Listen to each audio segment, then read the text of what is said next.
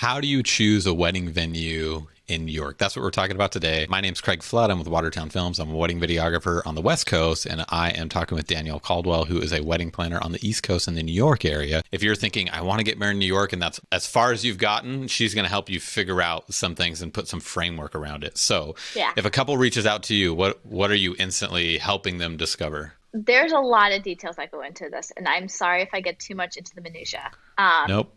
but there's many types of venues, obviously, and as I've tried to point out a few times to just people in general, like New York is vast. So when you're looking at New York, even like the knot will kind of break this down for you guys. But you have New York City, Hudson Valley, which is basically anything above Westchester. Then you have Mm-hmm. Westchester, and then you have Long Island. And Long Island is vast. I mean, you have Montauk, which is like the end of the world, as they call it. You have East Hamptons and Hamptons. You have the North Fork and South Fork, which is like Greenport area. And then you have Nassau County itself, which has like Bohica Castle. There's Chelsea Mansion. There's tons of mansions on the island. There's also tons of different country clubs, which a lot of them have their own like maitre d's and stuff like that. Again, that's a totally different subject because that gets into other things. Um, I would say for me, when you're asking about like where I should get married, number one, what is your budget? And I hate to jump into numbers right away because it's like a scary topic for a lot of people. Like, oh gosh, numbers, I have to pay like what for this? But New York is expensive. And, even if you wanted like an outdoor private residence wedding because you think it's a free venue, that's still pricey because of all the rentals and tents and stuff like that that have to go into it. If you're looking to do an outdoor wedding at a venue, a lot of times they're going to say, "Hey, here's a venue fee," and it's going to be anywhere from like ten to $20,000. Yes, you heard me right, $10,000 to $20,000, and that pretty much includes the fact that you have rights to that area. That does not include them bringing a tent for you or anything else. So that's why I say, like, what is your budget? Um, how many people are you going to have? Because some of these places, they won't even look at you unless you're like 150 people or more. There's also places that like are super small. So, having more than 80 to 100 people is not going to be conducive to that environment. So again, what's your budget? How many people are you thinking? What is your vision? A lot of people say like, "Hey, I really want to attend a wedding," and they're not thinking that like, hey, Mother Nature, can bring rain. Like, Yeah. is this a place that has an indoor outdoor option? Are you having your ceremony there as well? Like, are is this a Catholic wedding? Is this a Jewish wedding? um so there's a lot of factors that could come into it, and I can honestly, this is a conversation that can go on for hours. I would say if you're looking for like a country club aspect, there's a lot of great options. If you're looking for a hotel, um, there's amazing options as well. If you're looking for like something outdoorsy but not beachy, like definitely look at Hudson Valley area.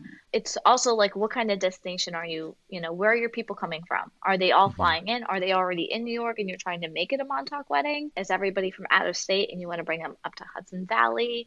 There's tons of options and they're all great. It's just really what is your vision and your focus. So when people come to me asking like, "Hey, I only have $60,000."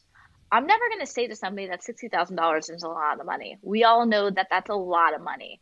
We all know that that could be a down payment on a house.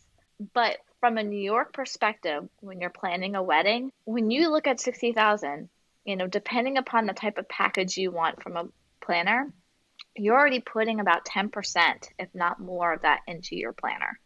Mm-hmm. So that brings you down to about, anywhere from 50 to $55,000. Yep. If your venue fee is 10 to 20,000, then you're already down, let's just say to 40,000. Let's be nice. Your catering bill is going to be around 10 to $20,000 depending upon a whole bunch of different Yeah. factors. Yeah. Yeah. So again, People, like what you want to eat. as you chop through your budget, that $60,000 isn't necessarily looking super big anymore. And again, it's not to say that that's not a nice amount of money to put towards. It's just if you want a New York wedding and you're looking for a certain vision, that's that's just the start of it. And I always tell clients, I don't want you to feel like you have to overspend on something. I want you to find, when you start really looking at your venues and you start really looking at your other vendors, like your photographer, your videographer, your florist, I'm not going to say you have to spend a certain amount, but what is it that you're really going to be like when you sign that contract? Are you going to come away from it saying that was a really good use of my funds? Or like those are the flowers I really wanted, or that food really tasted amazing, or I mean, there's when you're putting money into something, you want to feel like it's a good use of your funds. So, those are a lot of things to think about when picking that venue, because it's not just about the venue, it's also about the other vendors that are going to transform that day for you. So let's see where you're at as far as your budget. Let's see, like, do you really need all 150 people there, or can you slim your guest list down so that you can actually put more money into other stuff? And again, like for some people, having their friends and family there is way more important than dressing their entire venue up in flowers. And I completely agree and respect that.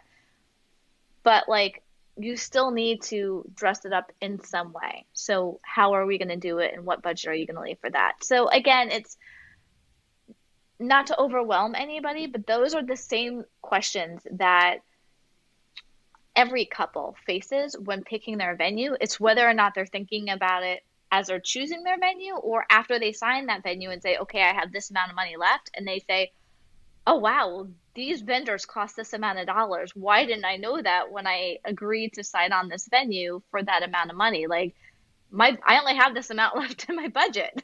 So it's as overwhelming as it may be from the very beginning. It's actually really important to have those conversations, and having it with somebody like a planner from day one who has a really good idea of what vendors are going to cost what and what's your vision and all that other stuff.